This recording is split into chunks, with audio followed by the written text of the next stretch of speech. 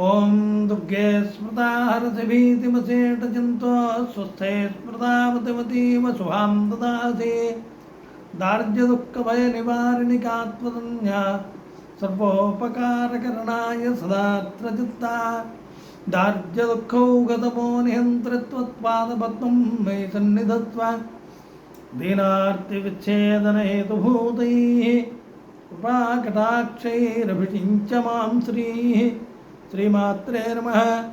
శ్రీగుభ్యో నమః. హరి ఓం. ఈరోజు మనం అత్యంత ప్రశస్తమైనటువంటి మహాపుణ్యప్రదమైనటువంటి మహా ఐశ్వర్యప్రదాయిని అయినటువంటి కనక మహాలక్ష్మీదేవి గురించి కొన్ని విషయాలు మనం చెప్పుకుందాం. కనక అనేటువంటిది సంస్కృత పదం. ఈ సంస్కృతంలో కనకం అంటే బంగారము అని, మహాలక్ష్మి అంటే బంగారపు మూర్తి. బంగారముతో తయారు చేసినటువంటి ఏ విధంగా ఒక మూర్తిని తయారు చేసి అది నడుస్తూ ఉంటుందో అదే మహాలక్ష్మి స్వరూపం. నడవనటువంటిది బొమ్మ. బంగారంతో తయారు చేసిన, వజ్రాలతో తయారు చేసిన, రాతితో తయారు చేసిన నడవనటువంటిది మనము ఏమంటామంటే దాన్ని విగ్రహము అంటాం. దాంట్లో దేవతాశక్తిని ప్రవేశపెడతారు. కానీ స్వయంగా మహాలక్ష్మి ఏ విధంగా ఉంటుంది అంటే బంగారముతో తయారు చేసినటువంటి ఒక స్త్రీ స్వరూపం, తనే స్వయంగా నడుస్తూ మాట్లాడుతూ తనే అన్ని కార్యాలు సృష్టి కార్యక్రమాలు చేస్తున్నది అంటే ఆ స్వరూపం ఇంకెవరికీ లేదు. అదే కనక మహాలక్ష్మి అన్నారు.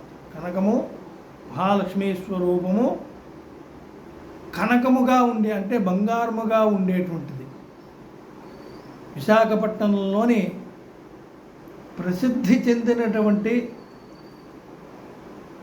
విశాఖ మహానగరం ఏదైతే ప్రపంచంలో ప్రసిద్ధి చెందినటువంటి విశాఖ మహానగరం, అందులోని అక్కడ విశాఖకి ఆ పేరు రావడానికి ఉంది ఏంటంటే అక్కడ ఉండేటువంటి పుణ్యక్షేత్రమైనటువంటి సింహాచలాధీశుడు.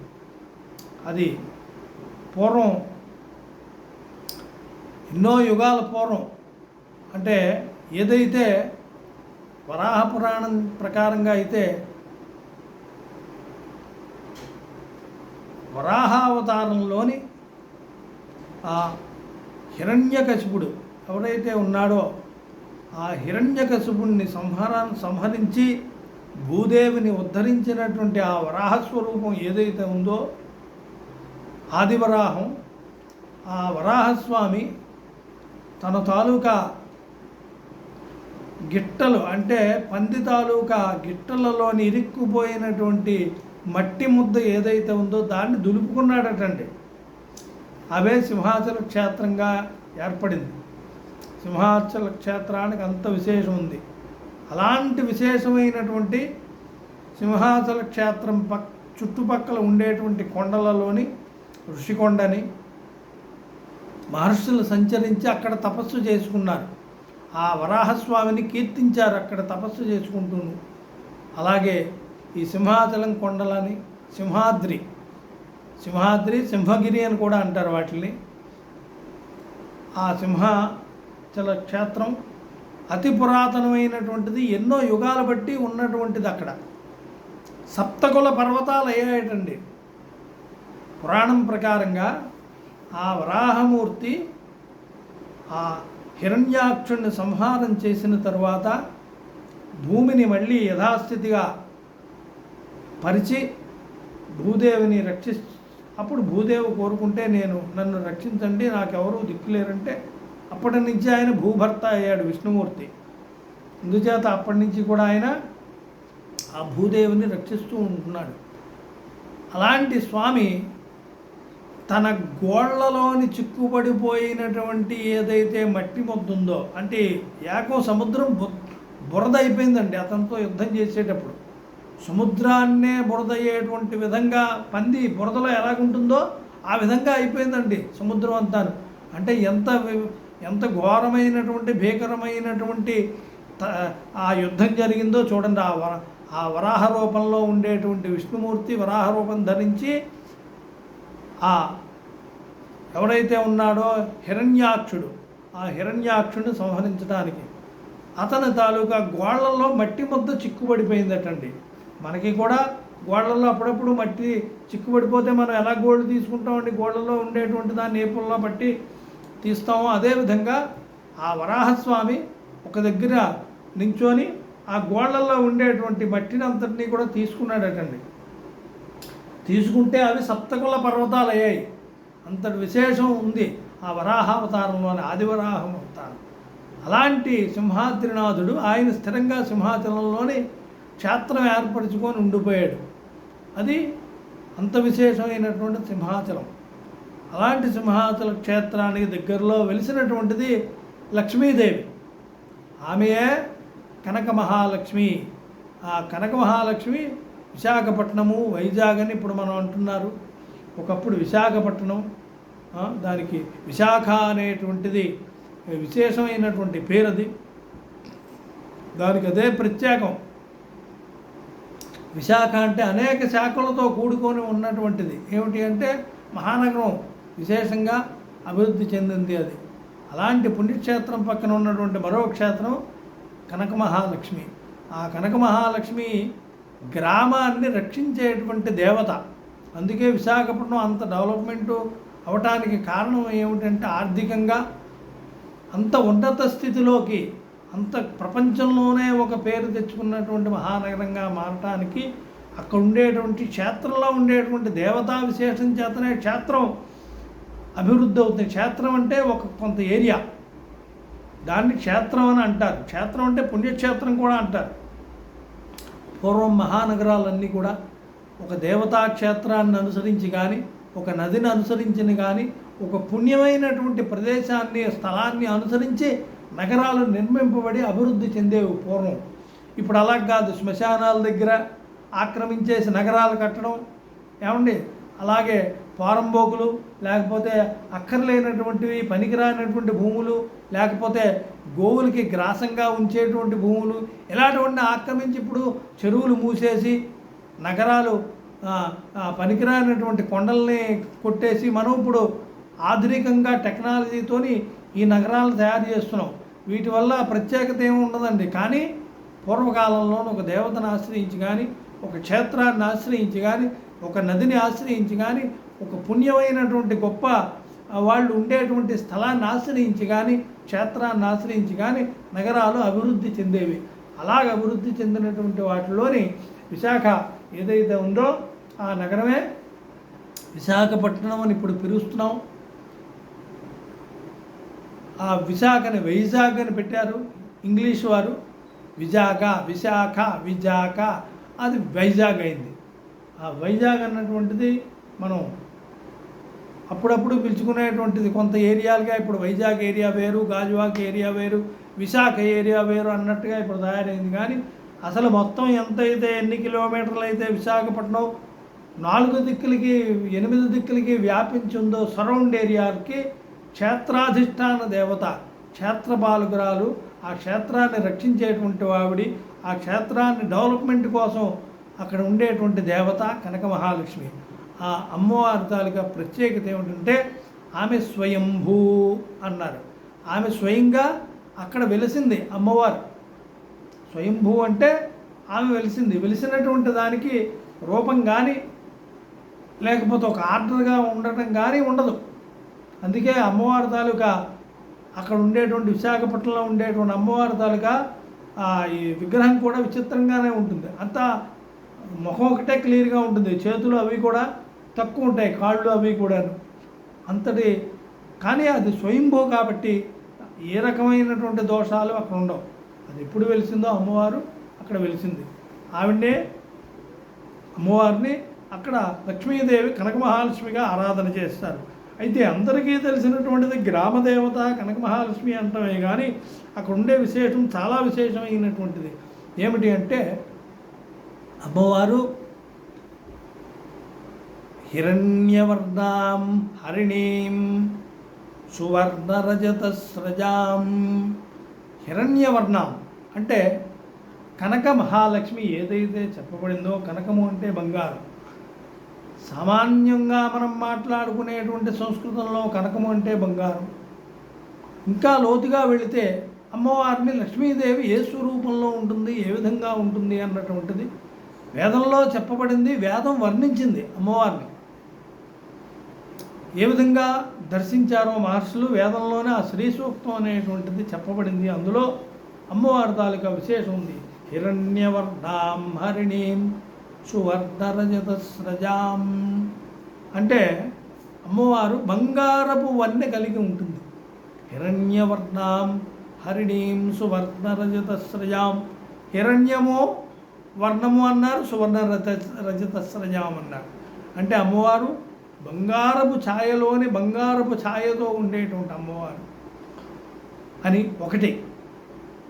అసలు దేవతాస్వరూపంలో స్తుతి ప్రధానంగా అగ్నిలోని దేవతని ధ్యానం చేయమన్నాడు. ఏ దేవతని ఉపాసన చేయాలన్నా అగ్ని యందు దేవతా ఉపాసన చేయాలని చెప్పబడింది.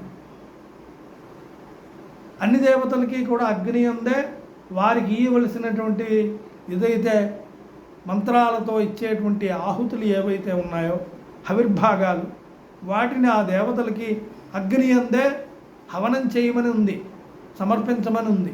మరి వేదం అంతా కూడా అదే చెప్తున్నది. దాన్నే యజ్ఞ రూపంలోని యజ్ఞక్రియ ద్వారాగా యజ్ఞ ప్రక్రియ చేస్తూ ఆ దేవతలకి ఆ ఇవ్వవలసినటువంటి హవిర్భాగాలు అగ్ని అందే ఇస్తారు. అయితే అక్కడ ఏ విధంగా ఏ దేవతని ఉపాసన చేసేటప్పుడు, యజ్ఞం ఏ దేవత గురించి చేసేటప్పుడు అగ్ని అందు ఏ రూపంలో ఉండేటువంటి ఈ ప్రధాన దేవతను మనం ఉపాసన చేస్తున్నామో ఆ ప్రధాన దేవతని అగ్నిగుండమునందు హోమగుండమునందు ధ్యానం చేయమన్నారు ముందు. అక్కడ చేసేటప్పుడు మొట్టమొదటి ఏ రూపంలో ధ్యానం చేయాలి?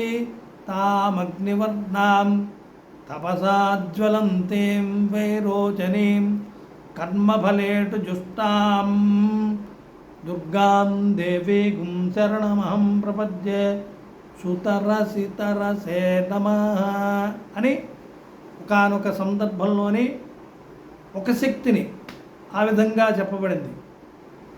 తామగ్నివర్ణాం తపసాజ్వలంతీం వైరోచనీం కర్మఫలేటు జుష్టాం దుర్గాం దేవీం శరణమహం ప్రపద్యే సుతరసితరసే నమః. నన్ను తరింపచేయటానికి నీవు తరింపచేయు తల్లి అని చెప్పేసి అగ్ని అందు ఉండేటువంటి అగ్నివర్ణం, అగ్నివర్ణముతో ఉండేటువంటి దేవతని దేవిని స్తుతి చేయమని చెప్పబడింది.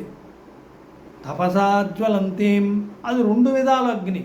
ఒకటి బాహ్యంగా ఉండేటువంటి వైదికాగ్ని, అంటే బయట ఉండేటువంటిది మనం హోమం చేయటానికి ముందుగా ప్రక్రియ ద్వారాగా మనం కల్పించినటువంటి అగ్ని ఏదైతే ఉందో దాన్ని వైదికాగ్ని అంటారంటే అగ్నిముఖం ద్వారాగా అగ్నిమథనం ద్వారాగా చేసి అగ్నిముఖం చెప్పిన తర్వాత అప్పుడు అగ్ని సిద్ధమవుతుంది యజ్ఞానికి. అందులో దేవతని ధ్యానం చేసి అందులో ఆవిర్భాగాలు ఇవ్వాలి. రెండోది యోగ సంబంధమైనటువంటి అగ్ని. ఎవరి మట్టుకు వారే యోగము ద్వారాగా మూలాధారము నుంచి సహస్రారం వరకు కుండలిని ప్రవేశం పెట్టి సహస్రారంలోని ధ్యానం చేస్తారో అది యోగాగ్ని. ఈ యోగాగ్ని గురించి కూడా మనకి వేదంలో చెప్పబడింది, అలాగే పురాణాల్లో చెప్పబడింది. కథల రూపంలోని యోగ సంబంధమైనటువంటి సాధనల్లోని యోగ సంబంధమైనటువంటి గ్రంథాలలో కూడా యోగాగ్ని గురించి చెప్పబడింది. ఎందుకంటే ఏదైతే అగ్ని ఉన్నదో అది మన శరీరం అంతటా కూడా వ్యాపించి ఉన్నది. ప్రతి దాంట్లోనే అగ్ని వ్యాపించి ఉన్నది కాబట్టి దాంట్లోని ఆ శక్తి ఉంటున్నది. అగ్ని అనేటువంటిది లేకపోతే లేదు, అందులోంచి ఈ దేంట్లోని లేకపోయినా జీవం అందులో నిలబడదు. ఎందుకంటే నీటి యందు కానీ నీటి యందైనా సరే అగ్ని ఉన్నది. బడబాగ్ని అంటే నీటిలో సముద్ర గర్భంలో అగ్ని ఉన్నది, నీటిలోని బడబా అనేటువంటి రూపంలోని. అది ప్రాణాలని ప్రతి దగ్గర నదిలో కూడా అదే ఉంటుంది. అంచేత దాది యువతల వాళ్ళని చంపేయాలి అని చూస్తుంటుంది. అది ఆ చంపడానికి వీలు లేకుండా దానికి దొరకకుండా ఉండాలంటే దానికి ఒక మట్టి ముద్దని ఆ నదిలోనో ఆ సముద్రంలోనో వేయటానికి కారణం అది అక్కడ చెప్పబడినటువంటిది. వేస్తే ముందు దానికి ఆహుతి ఇచ్చేసిన తర్వాత దాని దృష్టి మన మీద పడకుండా ఉంటుంది. మనం స్నానం చేసినంతసేపు కూడా మనకి ఈ ప్రమాదం లేకుండా ఉంటుందని ఉపనిషత్తుల్లో కూడా ఆ విషయం, అగమన మంత్రాల్లో కూడా ఆ విషయం చెప్పబడి ఉన్నది. అందుచేత ఏంటంటే నీటిలోనే అగ్ని ఉన్నది, ప్రతి దాంట్లోనే అగ్ని. అలాగే ప్రతి జీవుల్లోని కూడా అగ్ని జఠరాగ్ని రూపంలో ఉన్నది. ఆ జఠరాగ్ని రూపంలో ఉండి పచామ్యన్నం చతుర్విధం, మనం తినేటువంటి ప్రతి ఆహారం అంటే రకరకాల ఆహారాలు ఏవైతే ఉన్నాయో ఈ ఆహారాలన్నింటినీ కూడా అది డైజెషన్ చేస్తున్నది, చేసి ప్రాణాన్ని నిలబెడుతున్నది. అంచేత అగ్నిస్వరూపం మనలో కూడా ఉన్నది. ఆ అగ్ని జఠర రూపంలో, జఠరాగ్ని రూపంలో ఉన్నది. అంచేత అది దాన్ని ఉపాసన చేయాలి అంటే మనం యోగ సాధన ద్వారాగా ఉపాసన చేస్తే అప్పుడు యోగాగ్నిగా మారుతుంది. అది జఠరాగ్నికి ఆహార రూపంలోని పోషించితే శరీరం ఫిజికల్గా బాగుంటుంది. ఆ జఠరాగ్నిని ఆహారం మానేసి లిమిట్గా యుక్తాహార విహారస్య యుక్తచేతస్య కర్మసు యుక్తస్వప్నావబోధస్య అని చెప్పబడింది. కాబట్టి యుక్తాహార విహారాదుల చేత యోగాన్ని సాధన చేసి అందులోనే ఆ యోగ సాధన చేసిన తర్వాత ఆ కుండలిని ఊర్ధ్వగమనం చేస్తే అది యోగాగ్ని అంటారు. అలాంటి యోగాగ్ని ఏదైతే ఉందో ఆ యోగాగ్ని మన శరీరంలో కూడా ఉంది. ఆ యోగాగ్నిలోని ఆ దేవతని ధ్యానం చేయమని చెప్పబడింది. ఆ శాస్త్రాలలోని ఆ అక్కడ ఆ యోగాగ్ని ద్వారాగా కుండలని ఊర్ధ్వగమనం అయిన తర్వాత శాస్త్రాలలో చేరుకున్న తర్వాత అక్కడ ఆ శాస్త్రాలలో నివార శూకవత్తన్వే పీతాభాస్వత్యనూపమ అణుప్రమాణంలో ఉండేటువంటిది ఏదైతే అగ్నిశిఖ ఏదైతే ఉందో పరంజ్యోతి అనేటువంటిది అక్కడ పరమాత్మని ధ్యానం చేయమని ఉంది. అదే పరబ్రహ్మ సబ్రహ్మ సశివ సహరిశ్చేంద్రసో అక్షర పరమస్వరాట్టు అతను మించినటువంటి ఇంకోటి ఎవరు కూడా లేరు. ఆ పరమస్వరాట్టుని అక్కడ ధ్యానం చేయమని చెప్పబడింది. అది యోగాగ్నిగా శిఖాయందు చెప్పబడి ఉంది ధ్యానం చేయమని. అలాగే అగ్ని యందు దేవతా ధ్యానం చేయాలి. హిరణ్యవర్ణాం హరిణీం సువర్ణరజత స్రజాం చంద్రాం హిరణ్మయీం లక్ష్మీం జాతవేదో ఆవహ. జాతవేద అగ్ని వేదము ద్వారాగా మనం ఏదైతే అగ్నిముఖం ద్వారా అగ్నిమందనం చేసి అగ్నిముఖం ద్వారాగా అగ్నిని మనం ప్రతిష్ఠింపజేసామో, అగ్ని ప్రతిష్ఠ చేసామో, అందులోని జాతవేదాగ్నిలోని ఆ దేవతని ధ్యానం చేయాలి.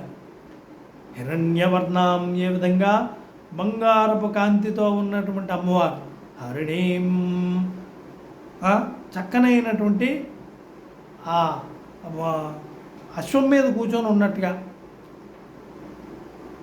సువర్ణరజత స్రజాం బంగారపు ఆభరణాలు ధరించి ఉన్నటువంటి అమ్మవారు, బంగారపు కమలాలు ధరించి ఉన్నటువంటి అమ్మవారు, పద్మప్రియే పద్మిని పద్మహస్తే పద్మాలయే పద్మదళాయతాక్షి విశ్వప్రియే విష్ణుమనోనుకూలే త్వత్పాదపద్మం మై సన్నిధత్వా అన్నారు. విష్ణుమనోనుకూలే, నువ్వు విష్ణువు ఎలా చెప్తే అలా వింటావు. త్వత్పాదపద్మం మై సన్నిధత్వం, అందుచేత నిన్ను ప్రార్థన చేయాలి, నిన్ను స్తుతించాలి, నిన్ను మెప్పించాలి, నీ వల్ల వరం పొందాలి, నీ అనుగ్రహాన్ని పొందాలి అంటే మేము ఏం చేయాలి అంటే విష్ణు ప్రియే అనాలి. నిన్ను ముందు ఆయనతో పాటు నిన్ను స్తుతించితేనే మాకు అనుగ్రహాన్ని ఇస్తావు. లేకపోతే ఆయన వదిలేసి నువ్వు ఒక్కతమే మాకు అనుగ్రహించావంటే మీకు ఇష్టం ఉండదు నీకు అమ్మవారికి. లక్ష్మీదేవి. అందుకేం చేయాలి? అమ్మవారిని స్తుతించేటప్పుడు అక్కడ నారాయణి నమోస్తుతే అంటానికి విశేషం అది.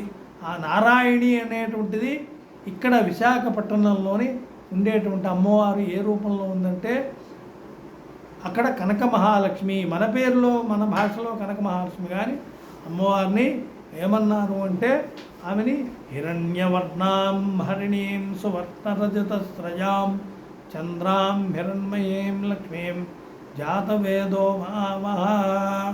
బంగారు ఆభరణాలు ధరించి ఉన్నటువంటి ఆ అమ్మవారు బంగారపు సింహాసనం మీద కూర్చొని ఉన్నటువంటి ఆ బంగారపు కాంతి కలిగినటువంటి శరీరము, బంగారపు చీర కట్టుకొని ఉన్నటువంటి అమ్మవారిని స్తుతించాలి అని చెప్పి, ఆరాధన చేయాలి అని చెప్పి, భావించాలి అని చెప్పి, అది యోగమునందు భావన చేయాలన్నప్పటికీ యోగా స్థితి సమాధి స్థితిలో ధ్యానం చేయాలన్నప్పటికీ యోగ సామ్రాజ్య లక్ష్మి ఆవిడ. యోగికి యోగ సామ్రాజ్య లక్ష్మి, సామాన్యుడికి ఈ సామ్రాజ్యాన్ని ఇచ్చే మామూలుగా లౌకికంగా ఉండేటువంటి సామ్రాజ్యం ఏదైతే ఉందో దీన్ని ఇచ్చేటువంటి లక్ష్మీదేవి లౌకికంగాను. మనకి రెండు రకాలు కావాలి. ఈ లౌకికంగా ఇది అంటున్నట్టుగా ఇందులో నడిపించుకుంటూ అందులో సాధన చేయాలి. యోగ సాధన చేస్తే అసలు మనకి కావలసినటువంటి సిద్ధి జరుగుతుంది. అందులో ఉండేటువంటిది వైజాగ్లో ఉండేటువంటి, విశాఖపట్నంలో ఉండేటువంటిది కనక మహాలక్ష్మి అన్నారు. ఆ తర్వాత దేవతని స్తుతించాలంటే చంద్ర సూర్యాగ్ని సర్వాభాం శ్రీ మహాలక్ష్మి ముపాస్మహే. అమ్మవారిని ఇక్కడ ఉన్నది అక్కడ లేదు అనేటువంటి భావన సృష్టిలో ఎక్కడా లేదు. సర్వత్రా లక్ష్మీ కళ ఎక్కడ చూసినా ఉన్నదే. ఎందు లక్ష్మీ కళ లేదో అక్కడ ఉండేటువంటిది ఏ రకమైనటువంటి కాంతి ఉండదు. అక్కడంతా కూడా కష్టములు, నష్టములు, కాంతి విహీనము, తేజోవిహీనముగా ఉంటుంది.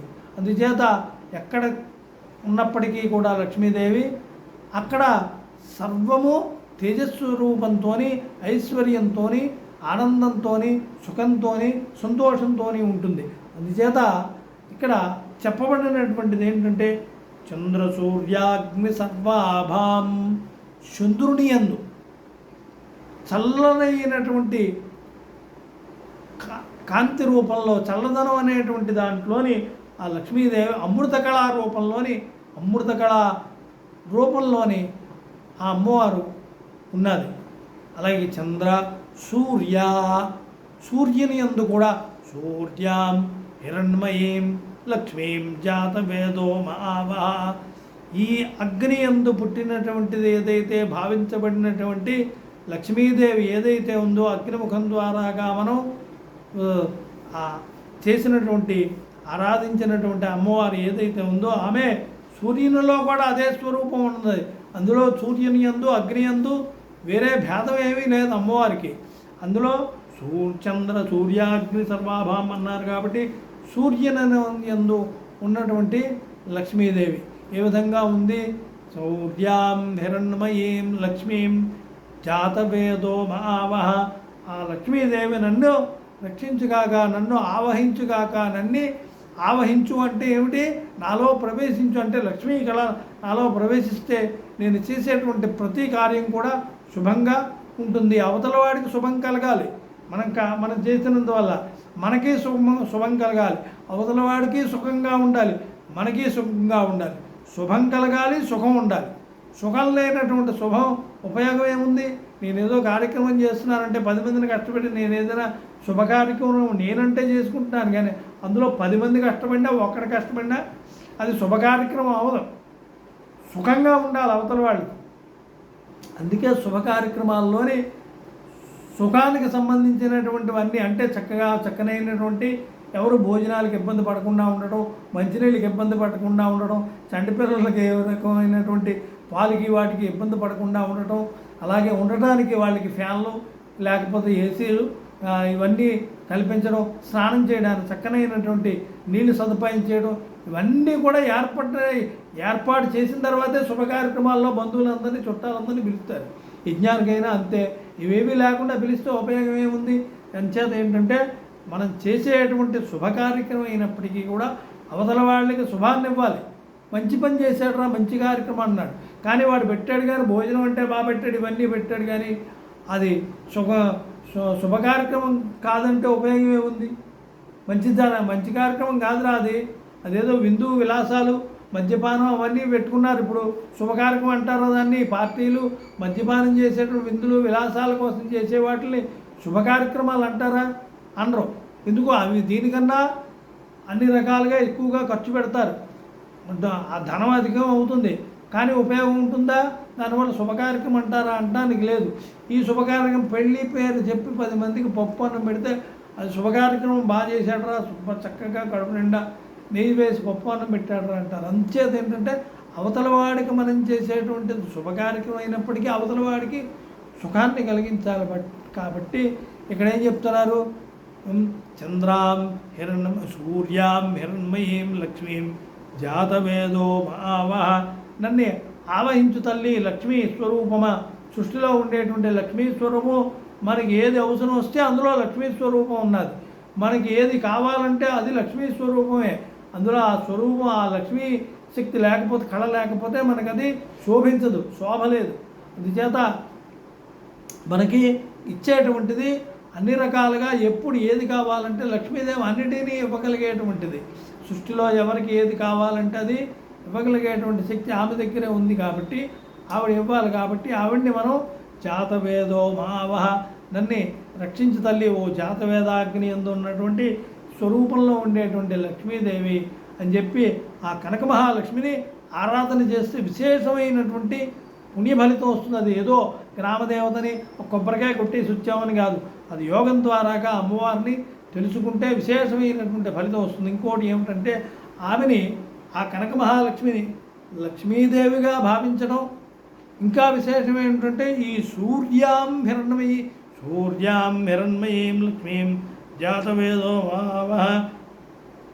అలాగే తాం అగ్నివర్ణాం తాం పద్మినీమీం శరణమహం ప్రపద్యే అలక్ష్మీర్మే నచ్చితాం త్వాం వృణే.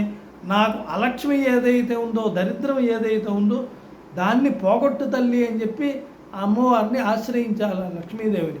ఆ దరిద్ర దేవతని పోగొట్టడానికి ఈ ఆదిలక్ష్మీదేవి రావాలి. జ్యేష్ఠాదేవి అనేటువంటి దరిద్ర లక్ష్మిని పోగొట్టాలి అంటే మనకి ఆదిలక్ష్మీదేవి అయినటువంటి ఈ అమ్మవారి తాలూకా అనుగ్రహం కలగాలి అంటే ఆమెను దర్శించుకోవాలి, చూడాలి, ఆరాధన చేయాలి. వెళ్ళే వాళ్ళందరూ కూడా, ఆ గ్రామానికి వెళ్ళే, ఆ విశాఖపట్నం వెళ్ళేటువంటి వాళ్ళందరూ కూడా అమ్మవారిని దర్శించుకుంటే విశేషమైనటువంటి ఫలితం వస్తుంది. అక్కడ కూర్చొని ఉపాసన చేసి 2 నిమిషాలు ఏ స్తోత్రమో చదువుకుంటే విశేషమైనటువంటి, ఆ క్షేత్రానికి ఉన్నటువంటి విశేషమైనటువంటి శక్తి ఆ ఇంచుమించు మళ్ళీ సింహాచలంలో తప్ప ఆ విశాఖపట్నంలో ఇంకెక్కడా కూడా అంత విశేషమైనటువంటి పుణ్యక్షేత్రం లేదండి. అది చాలా విశేషమైనది. ఎక్కడి నుంచి, ప్రపంచం మొత్తం నుంచి ఎక్కడ వెళ్ళిన వాళ్ళకైనా అక్కడ లక్ష్మీ ఆరాధన చేస్తే విశేషమైనటువంటి పుణ్యఫలితం వస్తుంది. ఇంకా ఏంటి అంటే అమ్మవారిని నారాయణీ ప్రత్యంగిరాగా కూడా అక్కడ ఆరాధన చేయాలి, భావన చేయాలి. నారాయణీ ప్రత్యంగిర అంటే విశేషం ఏంటంటే ఆ నారాయణీ శక్తి శత్రువులన్నీ నాశనం చేసేటువంటిది. ఆ నారాయణి అనేటువంటి ప్రత్యంగిరా దేవత శత్రువులని నాశనం చేసేటువంటి శక్తి. అందుచేత అక్కడ విశేషం ఇంకోటి ఏంటంటే సూర్యుని తాలూకా కళలు 12 కళలండి, 12 కళలు. సూర్యుని తాలూకా కళలు 12 కళలు. ఆ 12 శక్తులకు కళా స్వరూపం ఈ లక్ష్మీదేవిలో ఉంది. లక్ష్మీదేవి స్వరూపం ఆ సూర్యునిలో ఉంది. అందుకే సూర్యాం హిరణ్మయీం లక్ష్మీం జాతవేదో మావహ. అలాగే చంద్ర సూర్యాగ్ని సర్వాభాం, చంద్రుల్లోని 16 కళల రూపంలోని ఆ లక్ష్మీదేవి అమృత స్వరూపిణిగా ఉంది. అందుచేత అక్కడ అమ్మవారిని చంద్రకళా స్వరూపిణిగా అమ్మవారిని, అక్కడ లక్ష్మీదేవిని, చంద్రకళలో ఉండేటువంటి లక్ష్మీదేవిని అక్కడ భావన చేయాలి. ఆ విశాఖపట్నంలో ఉండేటువంటి ఆ అమ్మవారిని ఇన్ని రకాలుగా భావన చేసేటువంటి ఒకే దేవతని ఇన్ని రకాలుగా భావన చేసి ఇన్ని ఫలితాలు పొందడం. ఇన్ని రకాలుగా భావన చేయడం అంటే ఏమిటి? మనకు కావలసినవన్నీ ఆ రూపాల్లో అడగడం అని. అంతే తప్ప దేవతకు ఉండేది ఒకే దేవత, ఒకే స్వరూపం పరబ్రహ్మ. కానీ మనకి అనేకమైనటువంటి కావాలి. భోజనం కావాలి, అందులోని 6 రుచులు ఉండాలి, అందులోకి ఉప్పు ఉండాలి, పలుపు ఉండాలి, కారం ఉండాలి. మరి ఇవన్నీ విడివిడిగా ఉంటున్నాయి కదా, వీటన్నిటినీ మనం కోరుకోవాలి. మంచి తీయగా ఉండేటువంటి పదార్థం పాయసం కావాలి అమ్మవారు. మంచి కారంగా ఉండేటువంటి కూరగాయల్లో మంచి కారంగాని అల్లం కారం వేసినటువంటిది కావాలి. మరి రుచి కోసం మంచి ఉప్పు కావాలి. ఈ వంటలు ఎలాగైతే మనం ఏవైతే విడివిడిగా ఉంటున్నాయి కదా అవన్నీ కూడాను, వీటిని ఎలాగైతే మనం కోరుకుంటున్నామో దేవత కూడా ఒకటే. ఇవన్నీ కలిపి ఒకేసారి వండిట్లేదు కదా. ఒక గిన్నెలో పడి మనం మిరపకాయలు, ఉప్పు, చింతపండు అన్నీ పడేసి, అన్నం అన్నీ ఒక దాంట్లో పడేసి వండుకోవట్లేదు కదా. అన్నీ విడివిడిగా వండుకుంటున్నాం, విడివిడిగా ఆస్వాదిస్తున్నాం. అదేవిధంగా అమ్మవారు ఒకే స్వరూపంలో ఉన్నా ఒకటే అడగట్లేదు కదా, అమ్మ నాకు మోక్ష సామ్రాజ్య లక్ష్మి, నాకు మోక్షాన్ని ప్రసాదించు తల్లి అని చెప్పి ఒకటే అడగట్లేదు మనం. అది అడిగితే ఇంక చాలు, ఇంకేం అక్కర్లేదు మనకి. కానీ అది అక్కర్లేదు. ఇక్కడ ఉన్నంతవరకు మిగతావన్నీ కావాలి మనకి. వస్త్రాలు కావాలి, ధనం ధనం వాయు ధనం సూర్యో ధనం వసు ధనమింద్రో బృహస్పతిర్వరుణో ధనమశ్నుతే. ఇన్ని రకాలైనటువంటి ధనం యోగ సంబంధమైనటువంటి వాళ్ళకి కావాలి. ఉపాసకులకి అగ్నియే ధనలక్ష్మి. అగ్ని అక్కడ జాతవేద అగ్ని, ఆ లక్ష్మీ స్వరూపం ఆవిడ. ఏమండి, ధనం వాయు, తపస్సు చేసుకున్నటువంటి వాళ్ళకి వాయువే వాళ్ళకి లక్ష్మీ స్వరూపం. ధనం సూర్యో ధనం వసు, ఇవన్నీ కూడా విడివిడిగా ఎవరు ఏ పని చేస్తే అదే లక్ష్మీ స్వరూపం వాళ్ళకి. ఆ రూపంలో అనుగ్రహించాలి. కానీ మన రూపంలో వాళ్ళకి, ఇప్పుడు తపస్సు చేసుకునేటువంటి వాళ్ళకి ఆభరణాలు కట్టుకోవడానికి నూతనమైనటువంటి వస్త్రాలు ఇస్తే ఉపయోగం ఏముంది? వాళ్ళు ఇవన్నీ వదిలిపెట్టినటువంటి వాళ్ళకి స్వచ్ఛమైనటువంటి గాలి, యోగ సాధనకి ప్రదేశం ఉంటే చాలు వాళ్ళకి. అదే వాళ్ళకి లక్ష్మీ స్వరూపం. దానితోనే వాళ్ళు యోగ సాధన చేసి ఆ మోక్ష సామ్రాజ్య లక్ష్మి అనుగ్రహాన్ని పొందుతారు. అందుచేత ఈ కనక మహాలక్ష్మి అంటే ఏదో చిన్నదాన్ని మాత్రం అనుకోవడానికి వీల్లేదు. ఇంత విశేషంగా ఆరాధన చేసేటువంటి శక్తి ఉంది. అందుచేత అక్కడ అమ్మవారి చంద్ర సూర్యాగ్ని సర్వాభాం, అగ్ని యందు ఉండేటువంటి కళలు 12, 12 కళలు అగ్నిస్వరూపం. అందుకే అమ్మవారు మకర తోరణానికి కూడా 12 రేఖలు ఉంటాయి. ఉండటానికి విశేషం అది. అక్కడ ఉండేటువంటివి కనక మహాలక్ష్మి అమ్మవారి తాలూకా ఉండేటువంటి మకర తోరణం ఏదైతే ఉందో అక్కడ 12 రేఖలు కలిగినటువంటి విశేషమైనటువంటి నారాయణీ ప్రత్యంగరా దేవతగా అమ్మవారిని ఉపాసన చేస్తే ఏ రకమైనటువంటి ఇబ్బందులు, ఏ రకమైనటువంటి బాధలు ఎవరికీ కలగవు.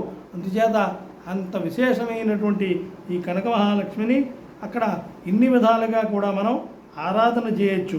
ఇంకా విశేషం ఏంటంటే లక్ష్మీదేవిని ఆరాధన ఈ రకంగా చేయడం, ఏ ఆగమం ప్రకారంగా చేయాలి ఈ కనక మహాలక్ష్మిని ఉపాసన చేయాలి అంటే, సర్వాగమములు ఏవైతే ఉన్నాయో అన్ని ఆగమాలలో కూడా లక్ష్మీదేవి ఉపాసన చెప్పబడింది.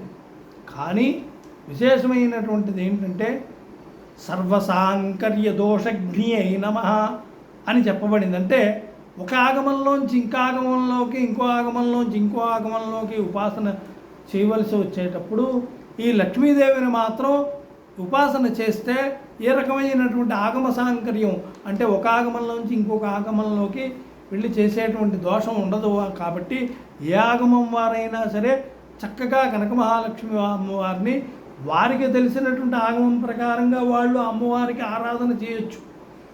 చేసి ఆ ఉపాసనా శక్తి ద్వారాగా అమ్మవారి అనుగ్రహాన్ని అమ్మవారిని మెప్పించి వారికి ఉండేటువంటి ఆగమ సాంప్రదాయంలోని, అలాగని చెప్పి కౌళ సాంప్రదాయం గట్టా పనికిరాదు. అక్కడ కౌళాగమాలు ఏవైతే ఉన్నాయో అవి పనికిరావు. కౌళ సాంప్రదాయాన్ని అనుసరించకూడదు.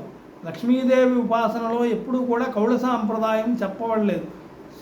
అది అందుచేత లక్ష్మీదేవిని ఎప్పుడూ కూడా సామాన్యమైనటువంటి ఏవైతే ఉన్నాయో వైదికాగమాలు, ఈ వైదికాగమాల్లో ఏ ఆగమ స్మార్థం అవ్వచ్చు, శాక్తేయ ఆగమం అవ్వచ్చు, లేకపోతే వైష్ణవ ఆగమం అవ్వచ్చు, వైగానస ఆగమం అవ్వచ్చు, ఏ ఆగమం అయినా సరే, ఏ ఆగమంలో ఉన్నటువంటి వారైనా సరే ఈ కనక మహాలక్ష్మి అమ్మవారిని దర్శించుకొని వారి ఆగమ సాంప్రదాయంలోనే అమ్మవారిని అక్కడ ఉపాసన చేసి ఆ అమ్మవారి తాలూకా అనుగ్రహాన్ని పొంది సుఖ సంతోషాలతోని భోగభాగ్యాలతోని ఉండగలిగేటువంటి వరాన్ని పొంది సుఖ సంతోషాలు పొందవచ్చు. అందుచేత అందరూ చేసేటువంటిది ఏంటంటే అక్కడ వెళ్ళి నమస్కారం చేసుకుని ఏదో మొక్కులు తీసుకున్నా వెళ్ళి వచ్చేస్తాం అనుకుంటారు. కానీ అక్కడ ఉండేటువంటి ఇంత విశేషమైనటువంటి శక్తి దేవత, లక్ష్మీ స్వరూపం, ఇంత విశేషమైనటువంటి దేవత ఉందని అక్కడ భావన చేస్తే అంతటి విశేషమైనటువంటి ఫలితాన్ని మనం పొందగలుగుతాం. ఏదో ముక్కుబాటుగా వెళ్ళి దండం పెట్టుకు వచ్చేసామంటే అక్కడ ఏదో ఉన్నది వెళ్ళాం వచ్చేసాం. అందుచేత ఏదైతే వేదంలో చెప్పబడినటువంటి అమ్మవారు ఉందో, చంద్రసూర్యాగ్ని యందు ఉన్నటువంటి ఆ హిరణ్యస్వరూపిణి అయిన హిరణ్మయీ అనేటువంటి ఆ శ్రీ లక్ష్మీదేవి ఏదైతే ఉందో ఆ లక్ష్మీదేవి స్వరూపంగా భావించి అందరూ కూడా కనక మహాలక్ష్మిని ఉపాసన చేసి తరించి సుఖ సంతోషాలతోని భోగభాగ్యాలతోని ఉంటారని చెప్పేసి నా అందరికీ కూడా ఉండాలి అని చెప్పి కోరుకుంటున్నాం. సర్వే జనాః సుఖినో భవంతు. ఓం